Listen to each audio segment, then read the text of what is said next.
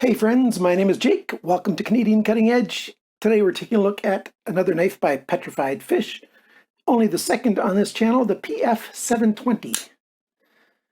We've got G10, steel bolsters, steel liners, and of course a steel blade. Well, I can't say of course. I guess you can have blades made out of other materials, but not generally on a budget knife channel. This is a $26 knife, 26 US dollars to get this knife. And you might be interested in it. You might not. There's only one store left that I know of that has this, and the only model left is the all black handle version.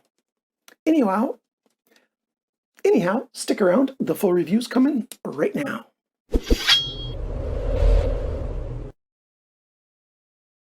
Let's begin with the size comparison with the Ontario Rat 1.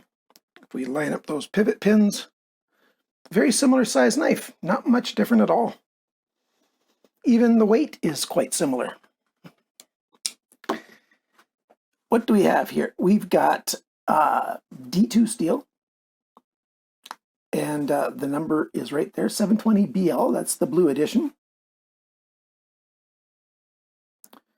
PF, Petrified Fish logo is right there. We've got black washed flats, a little bit of a swedge here, drop point. And we've got a dual grind blade, as it's not hard to see.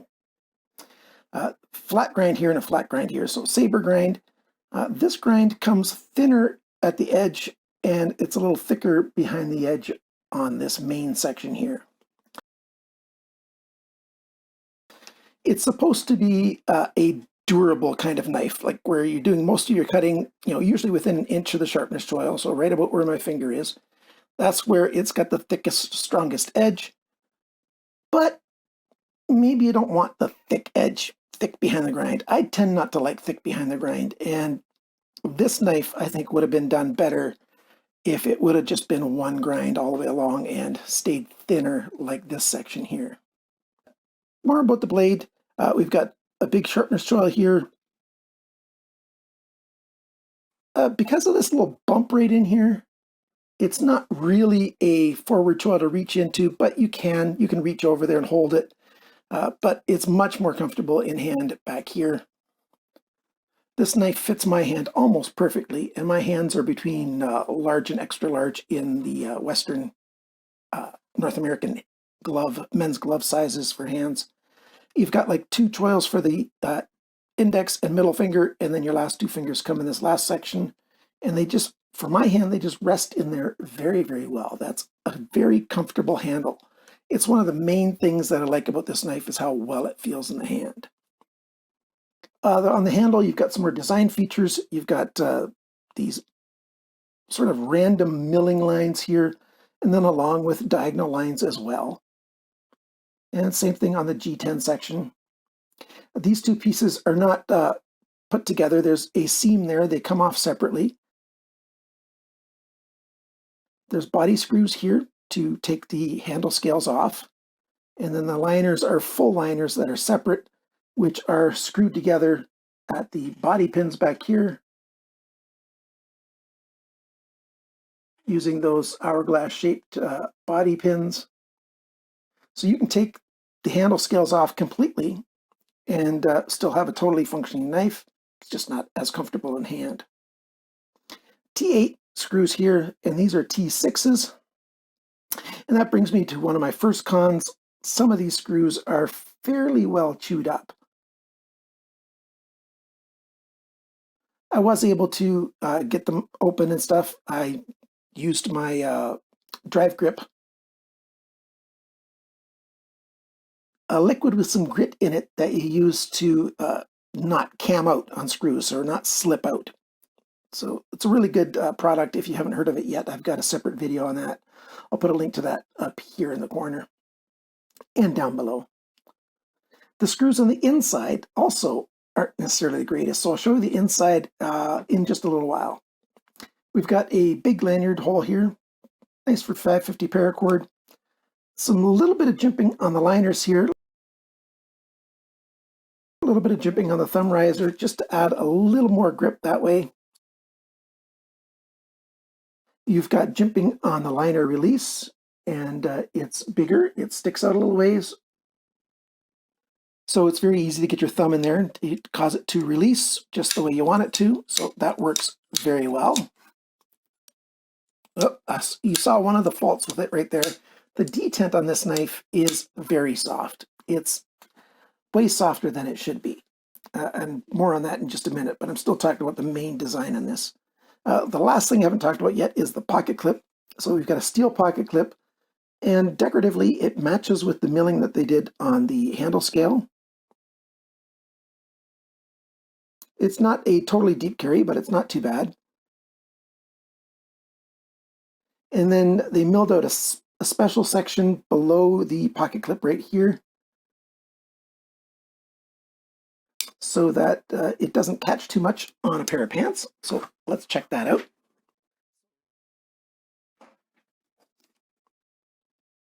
It wants to climb over the edge of the pants right away. Comes on, holds on quite well.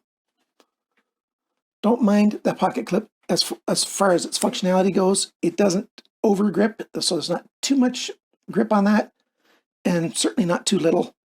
Works very well. Now let's show you some of the video that I've recorded separately about the problems with this knife. One of them is the very soft detent. Watch this.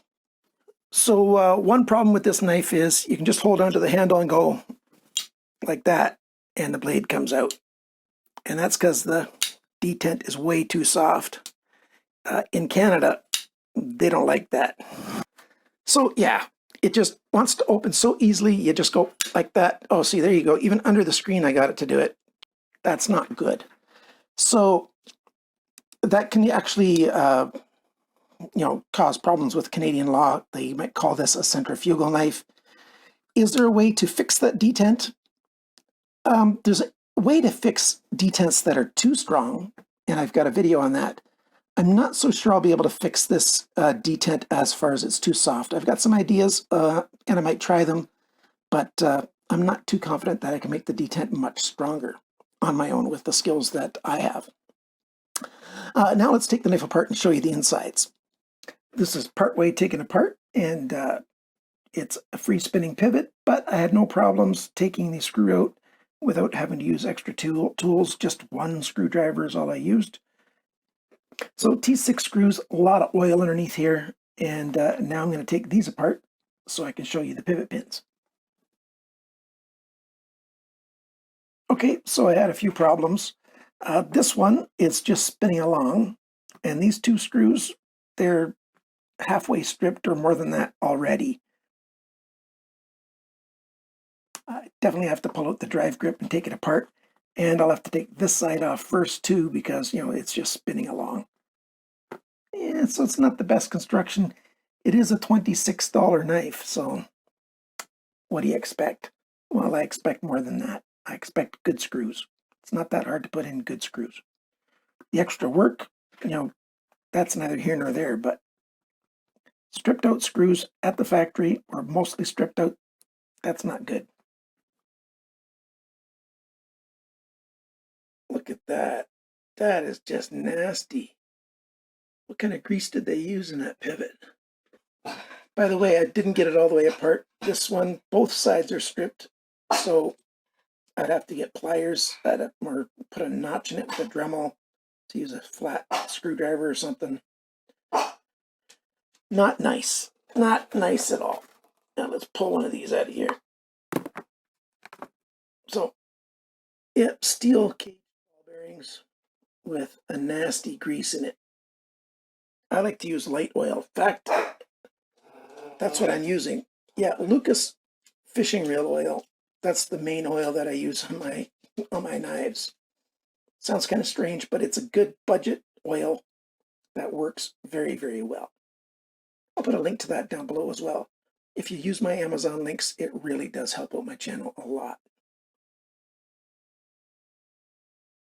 I went back, put them under the microscope. Turns out they're H1.5 Allen keys. That's what I needed, an Allen driver for these, but they're so soft that they got stripped out, and it's tightened up now, and it'll stay tightened up. But yeah, if you're the one buying this, make sure you got H1.5, and make sure you've got drive grip, and you might be able to take it apart, or you use a Dremel and put a notch in it and use a flat screwdriver to take these out. Nobody ever sees these, so nobody ever sees these, so if you cut them out, not a big deal. So yeah, it's a decent design. The execution is the problem on this specific one. I don't know if all the knives of this model are made so poorly or if it was just this one, but there's no way to ever know. It's okay, and I got it to work, and the screws aren't totally stripped out, so it's functional, but not great. Let's go over all of the sizes, dimensions, and all that kind of information. So as long as this is on the screen, I'm talking about the size information. The weight on here, 189 grams, 6.7 ounces. So yeah, it's heavy, but it's not stupid heavy, but it's heavier than some people would like. The factory sharpness, not that great. I got 195. They say that 200 less is considered sharp, but really you have to compare it between each individual's testing. And when I've done a lot of testing on my knives, I rarely get one that's 195. Usually they're, between 90 and 150, something like that is what most of my knives test at. So 195 means it wasn't sharpened quite as well as a lot of other knives. Certainly not as good as the other Petrified Fish that I had. The cutting edge length is 8.78 centimeters, 3.46 inches.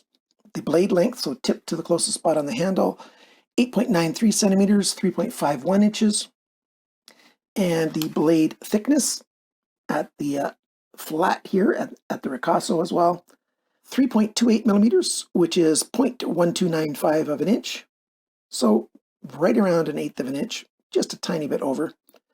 The blade depth, this measurement right here, about 1 inch up from the sharpener's choil, 3.22 centimeters, 1.268 of an inch. The thickness of the edge and the grind. Well, on this section here, it is 0.78 millimeters, 30.5 thousandths of an inch. Over here, 0.62 millimeters, which is 24.5 thousandths of an inch. So even at 24.5 thousandths, I prefer it to be closer to 20 thousandths. So this is thicker and still thicker than what I really want it to be. Not terrible though, but not great. Now for the handle length is 12.09 centimeters, 4.76 inches. The grip area, it's about 10 centimeters, about 4 inches. The handle thickness, not counting the pocket clip, 1.41 centimeters, that's 0.555 of an inch. So just over half an inch, not bad. The handle depth, the biggest spot is right here, and that is 2.87 centimeters, 1.13 inches. When the knife is closed, the widest spot is right in here, 3.96 centimeters, 1.56 inches.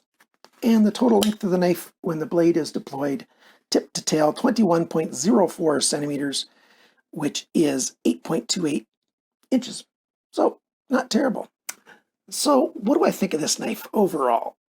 Well, I'm not going to go on for a long time. I'm basically going to say at $26, if you really like this styling, go ahead, take the risk and get the knife. If you're not super fond of everything, it's might not be worth the risk because, this one had problems. I've not given up on Petrified Fish. I will be getting at least one more to test. I like to get at least 3 knives from any brand before I write them off. If the next one's got problems like this one does, then I'm just gonna, not want that brand anymore. But if the next one's nice, who knows? This could be just a one-off dud, a lemon in a bunch of oranges, and I don't mind oranges. Grip is good. I like the feel of it. Very comfortable. The flippers work well. Even though there's no jimping on it, that's great. The thumb studs, that's fine. Comfort in the hand. Even these edges are slightly chamfered. It's nice and comfortable. It's a good design. It looks good. It's at least a little bit unique. The problems, screws, they shouldn't have that many problems with the screws. The detent being way too soft, that's a big thing. Some people might find it too heavy. And fourth, it's a little thick behind the grind. Perhaps that's what you want. So if you like this knife, go ahead and buy one. I've got links down below, well, the one link left for AliExpress for where you can find this. And if you use that link, it does help out my channel. So check out that description section below the video. There's all kinds of information there, referral links, links for influencer links for Amazon. Whenever you use my links, it really does help my channel out. And that does make a positive difference. And I appreciate it very much. Helps me keep the channel going. So thank you so much for watching this video. Thank you for liking, sharing, commenting, and subscribing. Remember, friends, always cut towards your chum, not your thumb. Bye for now.